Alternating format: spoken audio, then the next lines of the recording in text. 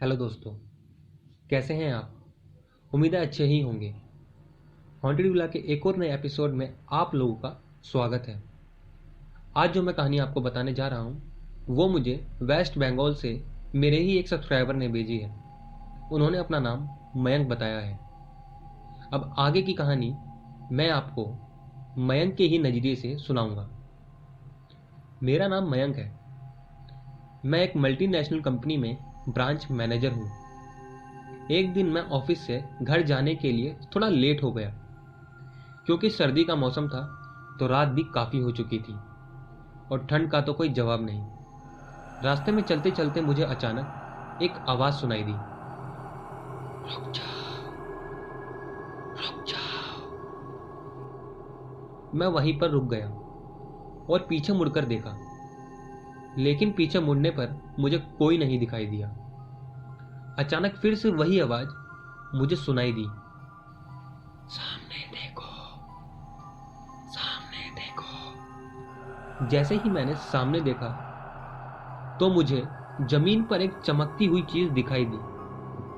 मैं दौड़कर उसके पास गया तो देखा वह एक बहुत ही कीमती हीरा था।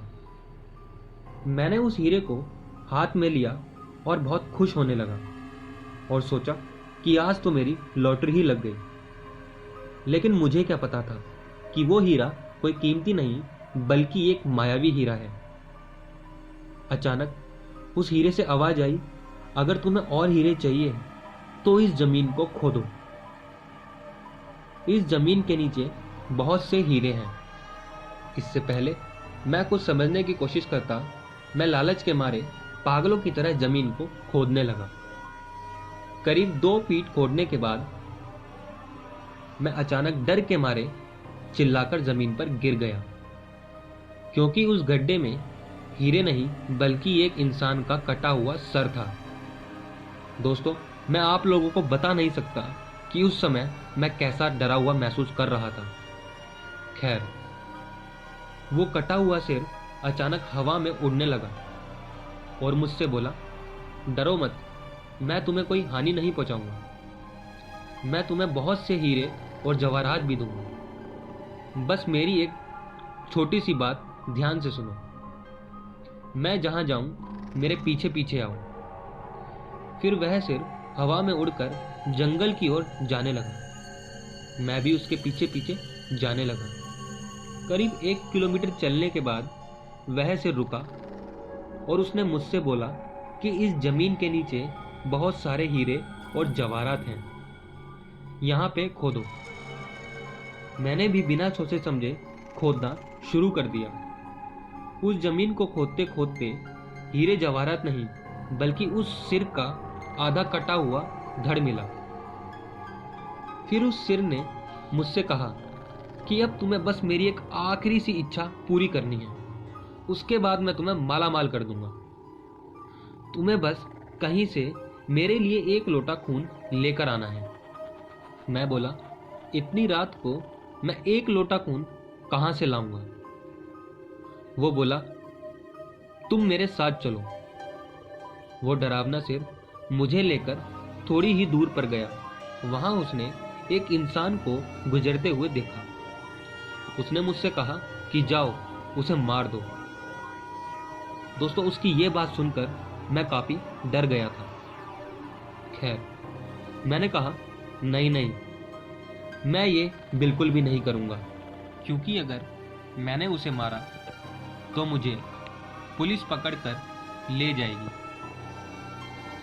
फिर उस सर ने अपने तंत्र मंत्र की शक्ति से एक छुरी और लोटा प्रकट किया और गुस्से में मुझसे बोला, अगर तुमने उस आदमी को नहीं मारा तो मैं तुम्हारे पूरे परिवार को मौत की घाट उतार दूंगा। मैंने मजबूरी में आकर उस आदमी को मार डाला और 1 लोटा खून उस सिर को लाके दे दिया।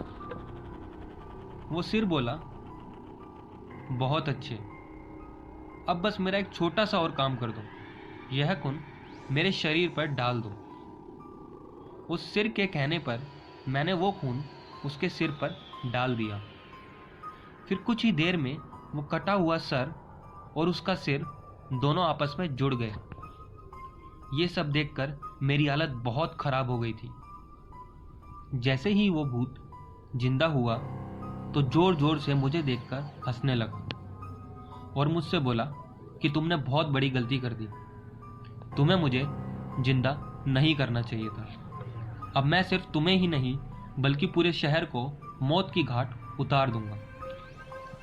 डर के मारे मेरे मुंह से आवाज भी नहीं निकल रही थी।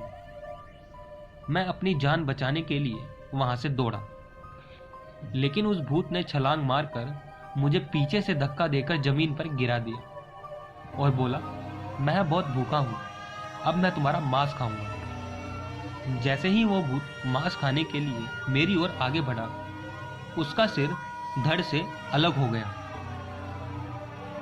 मैंने सोचा आखिर ये चमत्कार हुआ कैसे।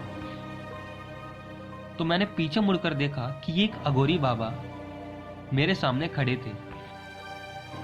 उस अघोरी बाबा ने मुझसे कहा, जब तुमने उस आदमी को मारा था, जब ही मैंने तुम्हें देख लिया था और मैं समझ गया था कि कुछ बुरा होने वाला है।